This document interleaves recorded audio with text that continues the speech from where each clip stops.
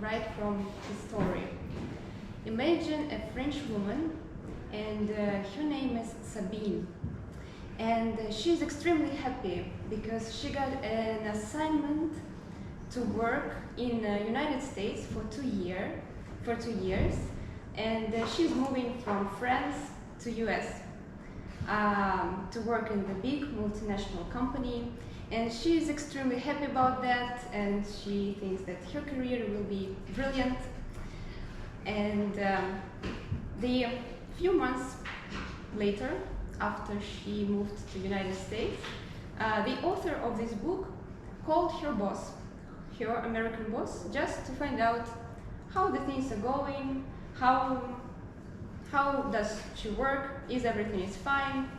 And she was surprised to get a really negative feedback from American boss of Sabine. And he said, well, I have some doubts that maybe Sabine is not the best fit for this position because she really ignores all of my feedback. Because I was just telling her that there are some points that she needs to improve, but she always ignores that and she does nothing about my points. That's why I'm thinking that if it will continue like that, we need to say goodbye to Sabine. And after that, the author of the book that we are going to discuss today calls Sabine and asks for her feedback. How does it feel like to work in US? How is everything in the company? And Sabine is still really excited. And she says, oh, everything is so great. And last week I had the best performance review I ever had in my entire career. My American boss is so happy about me, and he gives me so many positive feedbacks, and I cannot imagine if things can go better than this. So you see, there is some problem, some conflict, that the two sides of this story, they have totally different opinions about the situation. But only one of them is going to be surprised. Well, and here's the book that we are going to discuss today, and it is called The Culture Map. So this book describes different cultures and how do people from different cultures act in the business environment. So please move to the next slide. First of all, a couple of words about the author. Her name is Erin Meyer, and she has a really big multicultural experience. So she is originally from the United States, but she moved to France and has been living in France for 15 or now maybe already more than 20 years. And she had experience of working in Africa, in Europe, in US, and at some point she started to work in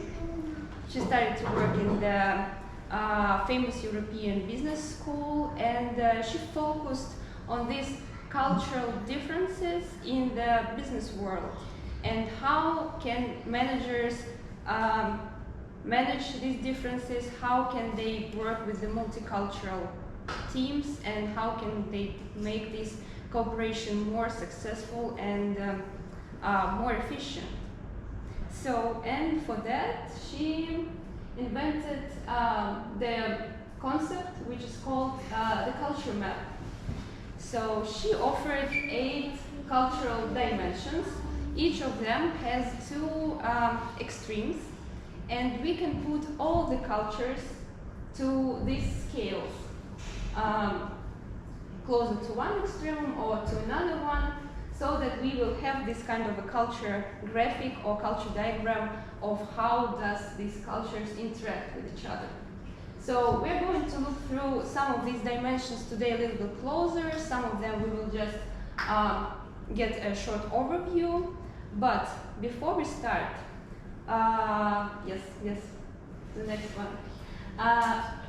Very often people can ask, okay, so we are going to talk about stereotypes, like Russians like drink vodka, Germans are punctual, so this is what this book about. Okay, we're pretty familiar with these stereotypes, and do we really need to know that to work better and to communicate better with our international colleagues? And Erin Meyer explains this, that there is a difference between cultural stereotype and cultural context.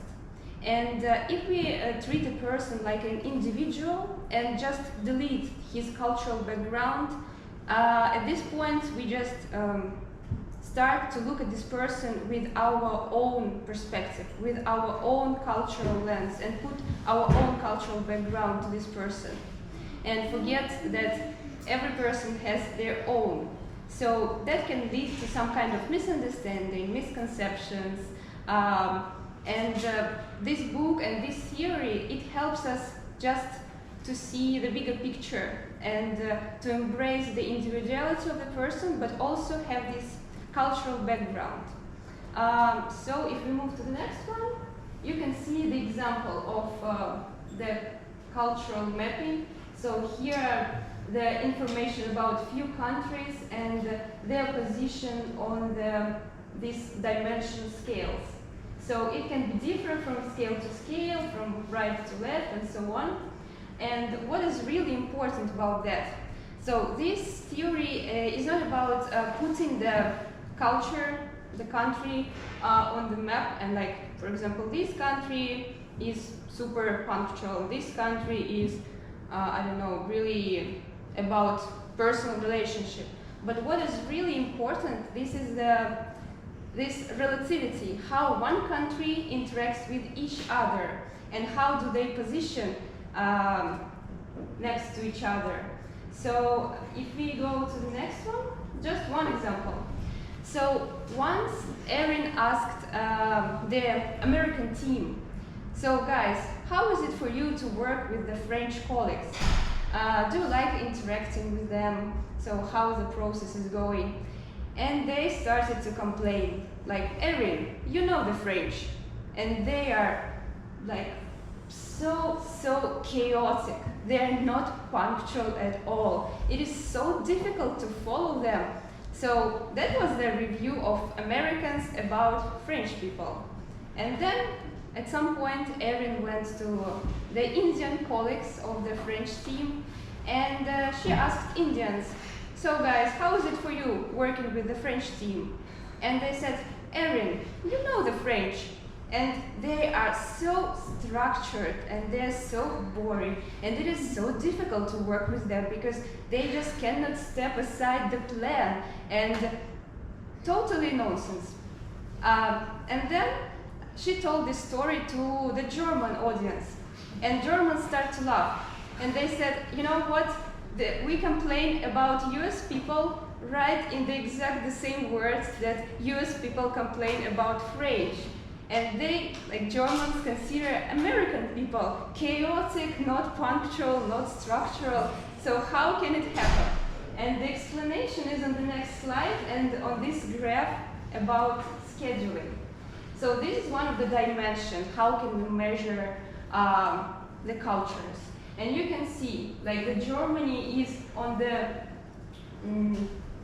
left, right, on the left. Okay, so let it be on the left corner of this graph, like the most structured and the most punctual. And you can see, like, the Indians are on the another corner, and the France, right, lies behind between US and Indians. That's why French people seems to be unstructured for Germans or for US team, and there seems to be so structured for Indians, who have exactly like different perception about the time, about the agility and these kind of things. So this is why it is really important not only to understand like the cultural context, but also to compare like what countries we are comparing with each other. And that can give you the understanding how it is better to work with this exact culture, with this exact team member. So let's dive deeper into some other dimensions. Do you have examples with Greece? So we will talk about that later. Yes.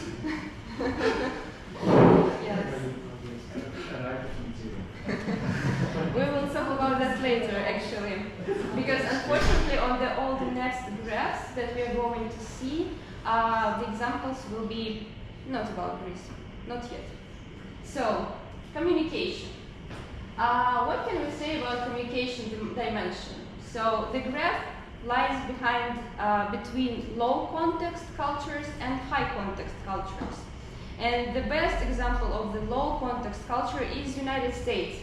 Because United States is the country of immigrants formed like a couple of hundreds years ago. So, and there were people from really different countries, and to survive and to understand each other, they have to accept the fact they do not have anything in common, and they do not have this common context, and they have to be as clear, as transparent, as easy as possible. Really straightforward. Like the blue is blue, what you see is what you get. And I really like the example about the way how low context cultures are presenting. Like at first I'm going to tell you about what I'm going to tell you, then I will tell you, and then I will tell you about what I have told you. Like agenda, the main thing, and then like the summary in the end, so that I'm 100% sure that you understood me and we are on the same level of information. And on the other side of the scale, we have these high context cultures. And one of the best examples is the Japan. So they will be on the other extreme.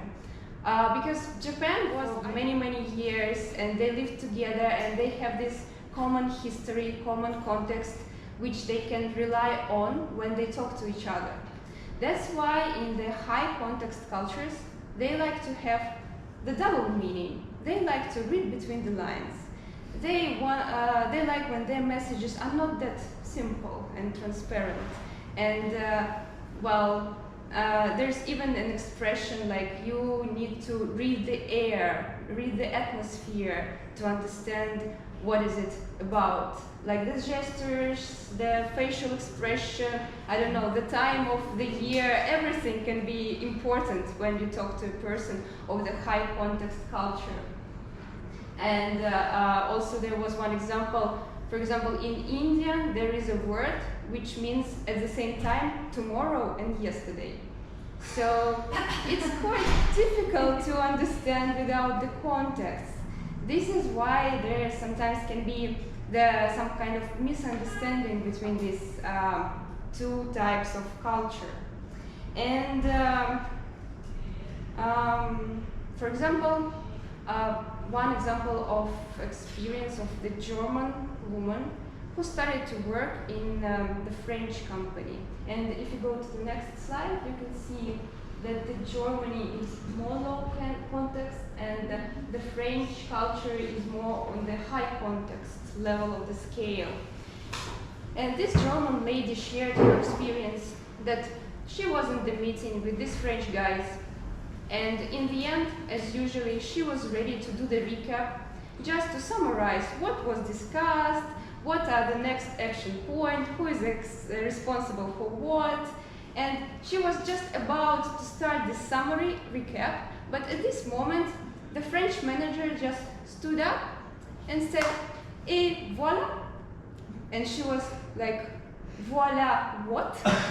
And she was not ready for that. For her, it was not the good finish of this meeting because she needed this recap. And for French, it was not necessary at all because it was just voila. Because for high context cultures, it is always more common to leave more things like orally and do not have this written confirmation. And sometimes it can even be perceived as the insult and mistrust if I just write the notes and send you the minutes of our meeting. If I'm from high context culture, I can perceive it like, oh God, you do not trust me. We just talked about that. Why should I have the same notes in written form? I'm not a kid, I'm not stupid. Do you consider me stupid? So this is like how it can look from the high context perspective.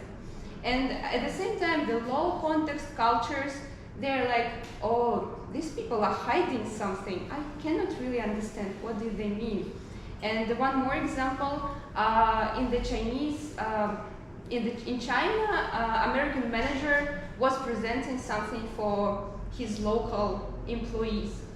And after the meeting, one Chinese HR manager approached Erin, the author of the book, and he just clarified with her, like, Erin, I was listening to our US boss really, really carefully. I tried to look at his gestures, at his words. I was trying to find the double meaning. I was trying to find what exactly did he want to say. And is there any chance that in this presentation there was no double meaning at all? So this Chinese guy was a little bit like confused because he could not find any double meaning, and there was not any because it was from American guy, it was from US boss. So basically this is how confusing it can be for both sides because they're like trying to perceive information in their own way. So usually in the business context, it is considered that the best way of communicating is just to lower your level of context as low as possible, so you definitely understand each other. Because and it is fine if like the high context person and the low context person, they just understand the situation and they try to keep the context low and to be straightforward and not to do this double meaning. The worst thing can happen if two people from two different high context cultures are talking to each other. Because, for example, like Indonesian guy and Russian guy can be talking to each other with these double meanings, some kind of references or whatever, but because they have totally different contexts, they could not read each other's messages properly. That's why the common recommendation for business is to keep the context low to avoid any kind of misunderstandings. And let's go to the second dimension. And this one is evaluating or giving the feedback. And here we can see some interesting changes in the graph. Some countries moved a little bit if we compare to the to the high and low context. So here I want to tell you the story about two managers, one from Denmark, one from UK. So UK manager created a report and sent it to his colleague from Denmark and asked for feedback. Like, hey, what do you think about this report? Is it good enough? Da da da. And for this guy from Denmark, the most valuable thing was honesty in his feedback. And he started his reply with the words like, you know, this report is horrible. You should rewrite it completely. You cannot send it to client like this because we all be fired in this company. And then he just started point by point, explain what would he do better, and also the list of typos that he found, and a lot of valuable feedback, but in very, very straightforward manner. After UK manager got this reply, he was really disappointed. He thought that this guy from Denmark just hates him, and well, probably he started to cry, I don't know. Well, but this is what happened. Sometime later, the situation repeated, but vice versa. And this time, this guy from Denmark decided also to send his report to UK guy, just to get some reviews, feedbacks, to make it better. And he got really positive feedback, like, oh, your report is great, but maybe I would change a couple of tiny things just to make it not great but brilliant, you know, and maybe like a couple of small comments that you might consider or might not, but just take into consideration this and that. So this Danish guy was really happy and positive and sent this report like this straight away to client because he thought that feedback from UK guy was just great. And only a few weeks later, from some other person, he found out that UK guy did not like report at all. He also said that it was horrible, but he just didn't write it in the email. And he put his comments in such a nice form that this guy from Denmark didn't even consider that it was kind of feedback for improvement. And well, if you go to the next slide, in the book you even can see this kind of translation where you can see that the same words are perceived so differently in these countries of direct and indirect feedback. And one of my favorite is like, very interesting. What does it mean for you? Interesting in a good way or in the bad way? So when you hear very interesting, it really depends on what person is telling you that. And I think this is the right time to go back to the story which I began from, about Sabine and about feedback from US boss. So basically, US culture in the matter of context is really, really low context.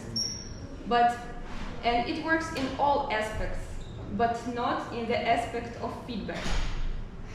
I don't know why, but US people are kind of trained to give these positive anchors and highlight some positive things so that you know that you did at least something good. And very often they give, for example, free, if they want to do some negative feedback, so they have to do 3 positive statements and then 1 negative.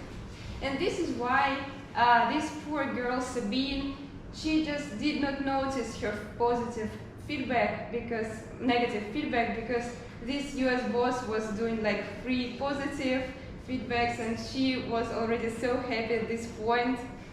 Yes? What do you think?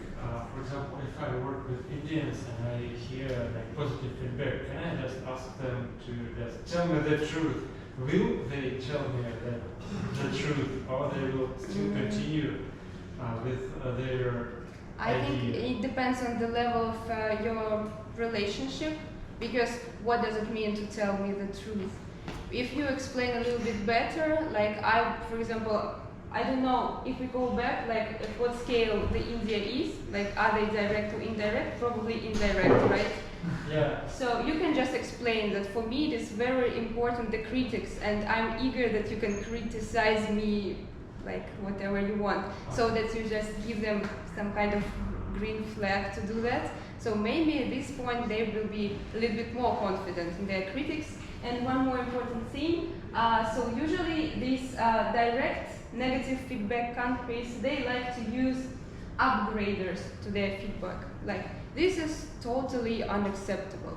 This is absolutely bad. This is the worst report I ever had. So they give this feedback directly, and even like to make it even more painful, they add these words like, let's say, completely bad.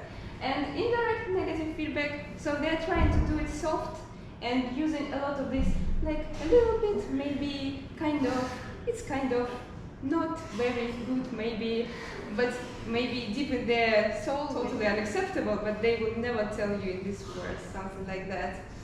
So, and one more example that there was from Erin was about the educational system. So her kids were raised in France, and at some point she took them to US just to learn some English, and they spent some time in the US school. And when she was looking at their copybooks with their homework, she can see from the US teachers like a lot of hearts, smiles, stars, some positive things like, good job, you are the best, or if it is not like this, but something cheering up, like almost there, a little bit more and you will be successful. So this is what like US teachers usually tell their students. And when she opens their papers after they were after the French teacher, so she was just every time completely disappointed, because all the paper is just crossed with red and there's no any hearts, no any smiles, just something like, try better next time, you can do better, or something not so positive. And she says like, okay, this feedback hurts even me, and I think my kids will lose their self-esteem after this feedback from the teacher. But her kids were raised in France, and say like, Mom, don't worry, I'm the 5th best student in the class actually. And this is normal feedback. I don't feel any pain of getting it because they're just used to this kind of feedback. And for them it's normal, but for people from other culture, it can really, really hurt. So this is what we should remember when we just get feedback from someone. And I think if someone communicated with people from United States, you know, like if they say that your idea is fantastic and you are great or something amazing, you can just remember that in their culture this is something very average to say these words. And if they say that you are fantastic, that maybe means that they're just fine if you're here and nothing else. Well, so this is it about evaluating, and we can go further because there's one more scale which is called disagree, and actually it's very close to feedback. So it's about confrontation and about how people in different cultures are confronting with each other, and how do they deal if their opinions are different in the team. And here you can see that usually if people are used to direct negative feedback, they're usually also in this confrontation part of the scale. Because they can say like, I don't like your job, but it is nothing personal. And you can discuss it and you can find a solution. But from cultures from another part of the scale, open confrontation is just something unbearable and something that they cannot stand in the team. So that's why, for example, if you see two French people, they can argue in the street, like maybe even shouting a little bit to each other, but they are friends and they're just discussing where do they want to go on the weekend. And you cannot imagine, for example, two Thai people shouting at each other, because if they really shout to each other, that means that something bad will happen soon. Because in normal life, they will never do that, because they do not want and they do not support this kind of feedback and this kind of open confrontation. So this is how we differ from each other, and we can go to the next scale.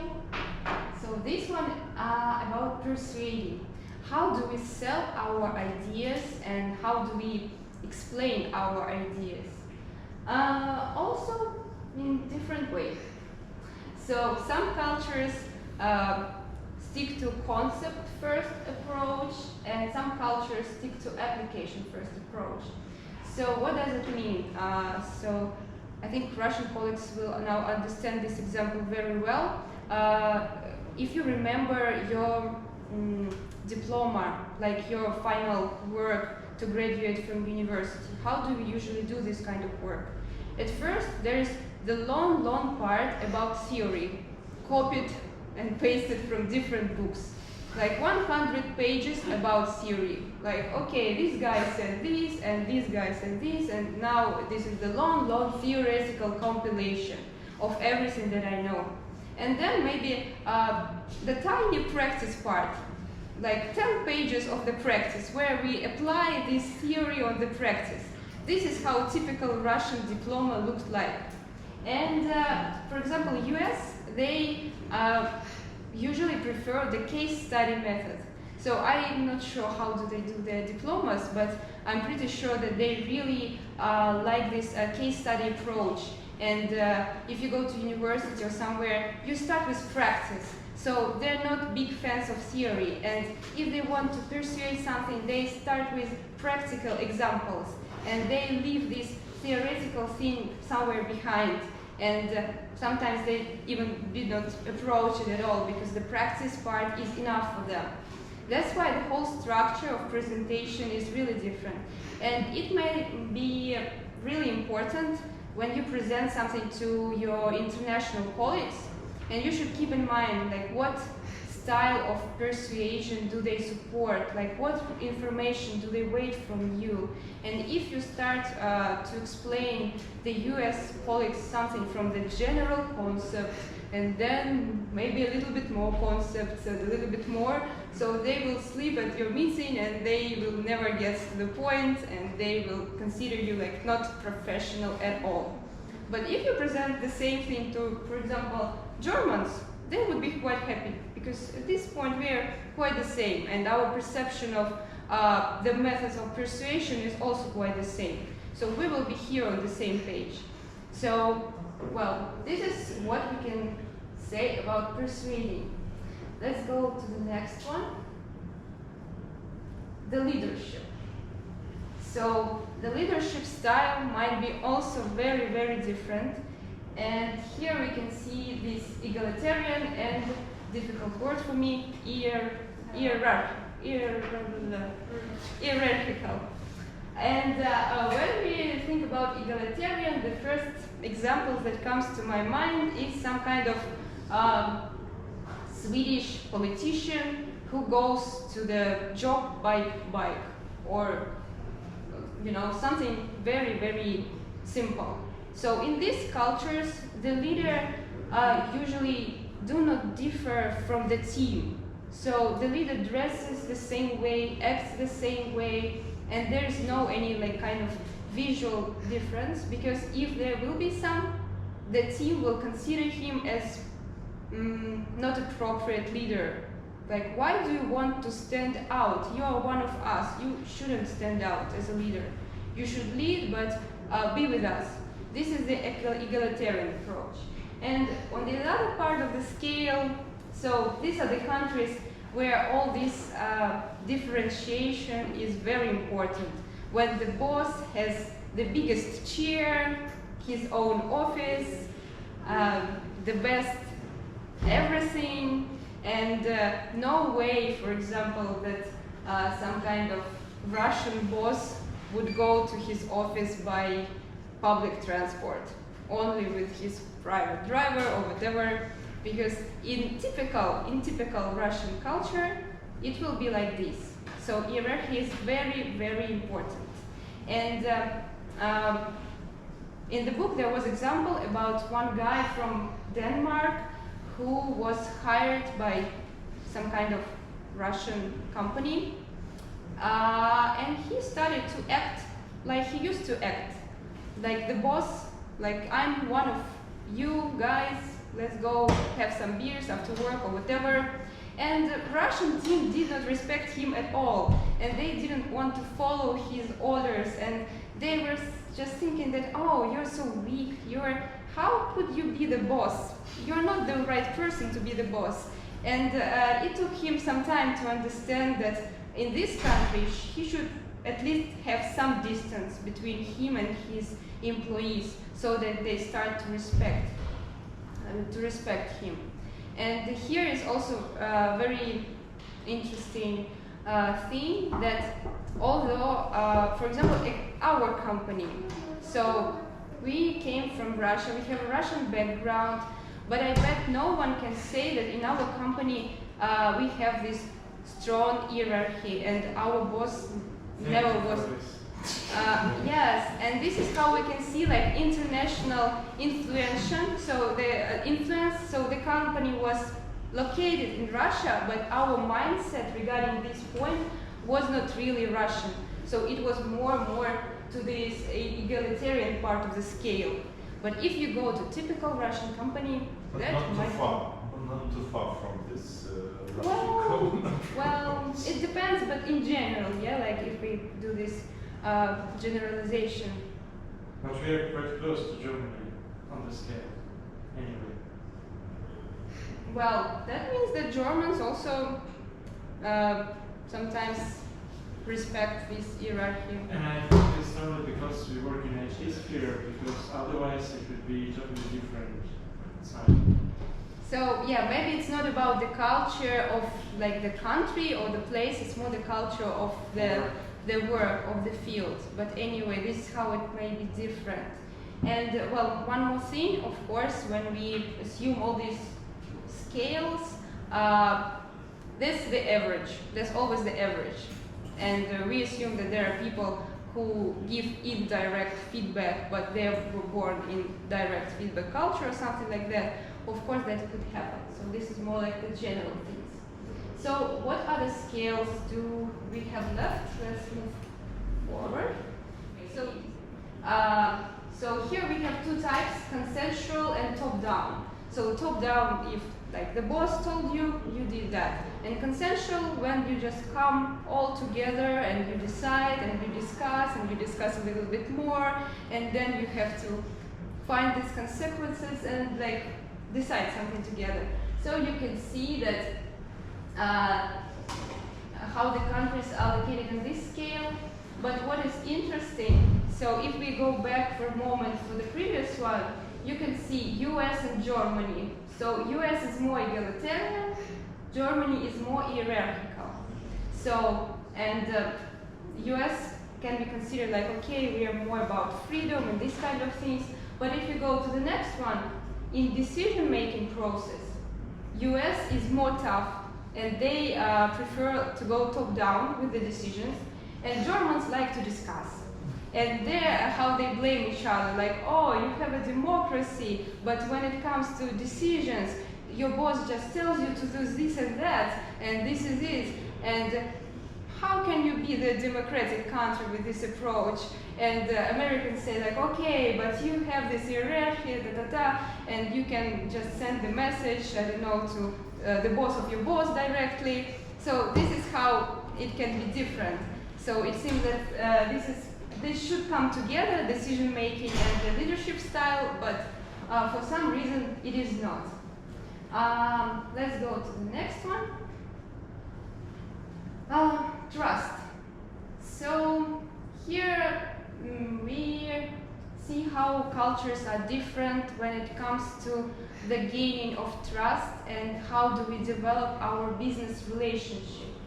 And you see that some countries are task-based. That means that your trust, your professional trust, is gained in the office while you're working with each other. And on the scale of relationship-based cultures, that means that your professional trust is gained not only in the office, but anywhere else. So you see that US is task-based country. That means that no matter how many times you go out for a beer with your colleagues, that will not help you that much to gain their professional trust. So today they're like drinking beer with you, and tomorrow your boss will fire you, like nothing personal. But in other type of countries, you cannot even do the good business if you do not go out for dinner with your counterparts or something like that. And here there was an example about one guy from Denmark who was invited to his colleagues to Brazilian office. And they were just taking out him all the time. And the lunch lasted like 2.5 hours. And they tried to take him out after work. And he was really annoyed, like, okay, we do not work, we do not cooperate in the office, we just go out all the time together. And he was just really annoyed about that, and he didn't like it. And for Brazilians, that was the crucial thing, because they wanted to build the relationship with him, but he did not understand that. So, well, this is also what you can consider, that some things around the work in some countries and in some cultures are much more important than in the others. And I think that was, can you please check if it was the last one? Yes, it was the last one, but nevertheless, the Greece question. So unfortunately, in this book there was no any examples about the Greece, and I just offer you together. Go to the next slide and maybe try to put the Greece on a couple of scales. So what do you think? What examples do you have? So let's start with communicating. Where should we put Greece? What do you think? High context. High context. Colleagues from Greece. What do you think? On the edges. In every aspect it will be on the edges. No, no. For this one, it will be the high context. Okay, high context. So here we are close in this aspect to Russia. And what about feedback, evaluating? Direct feedback or indirect? In the middle, so. Indirect, or in the middle, somewhere in the middle. So more indirect or more like Slovakia, US, Spain in this category? In my experience, they're closer to Hungary or between Spain and Hungary, somewhere there. Between? So more direct. Yeah, A yeah. little bit more direct. But it's what I've experienced with them here.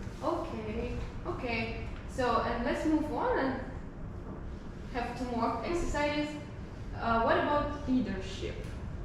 What kind of leadership is preferred in Greece? We don't like that exists. Yeah, I also heard that basically in Greece it is more hierarchical, yeah? Something like Germany, let's say. Not like extreme, Not but like India. not like India. We usually don't have Greek bosses, never. Okay, and what about decision making? So is it better just to have a top down, or do you like to discuss? Top down. Top down? I think so. But the bosses. I see the bosses. To the right. Very good right. To the right? But extremely to the right. Oh, really? Okay. Okay. So, yeah, let's go further. So here I just found a nice picture for all the scales with some flags, so you can see one more time how the countries are different. So don't have Greece, but have this EU flag to have some kind of understanding. And before I finish, I have the last story from Erin Meyer. I cannot say for sure to which dimension it should be referred, but I just liked it and wanted to share it with you. So once she was giving a lecture in Japan, probably explaining the culture map or something like this. So the lecture went really, really well.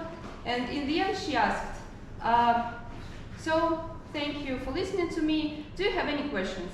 And there was silence. So she decided that everything went well and her lecture is over. And then the organizer, who was Japanese, he approached her and said, excuse me, Erin, I think our lecture is not over because I assume that there are questions in the audience, although nobody raised their hand. So she said, okay, no problem. And the organizer said, let me try. And he went back to the audience and said one more time, like, thank you for listening, da-da-da. Do you have any questions? And after that, he started to do something like,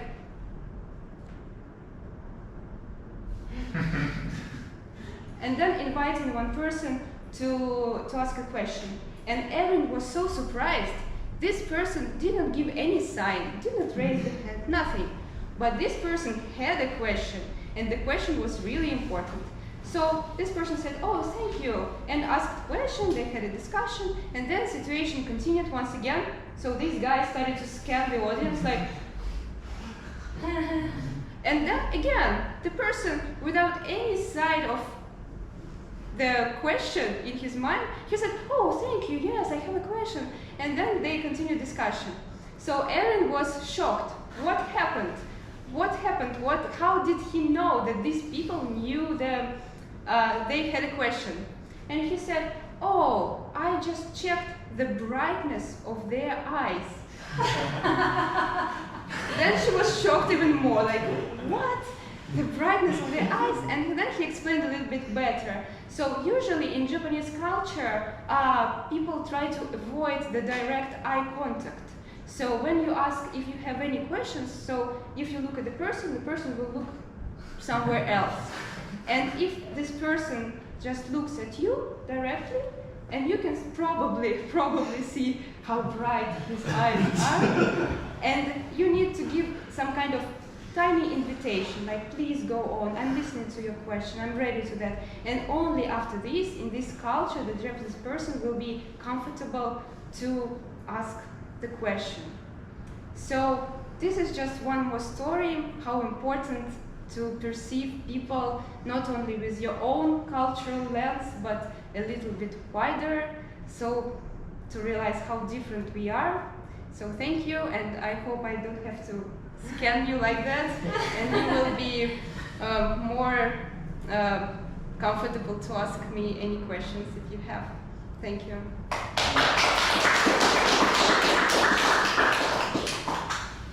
When you read this book, do you associate yourself as a Russian personality, or you feel the differences between yourself and the Russians?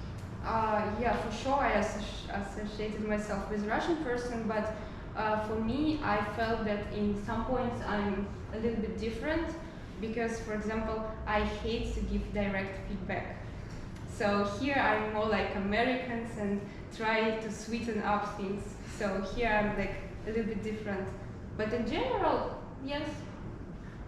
Don't you see that in general this direct feedback or differences between countries in this are smaller and smaller, the kind of disappearing with development of this corporate culture and relationships in the big companies, and everyone knows that you have to give some first positive feedback, and only then after that you should start to criticize someone, and in the end you should give something positive again.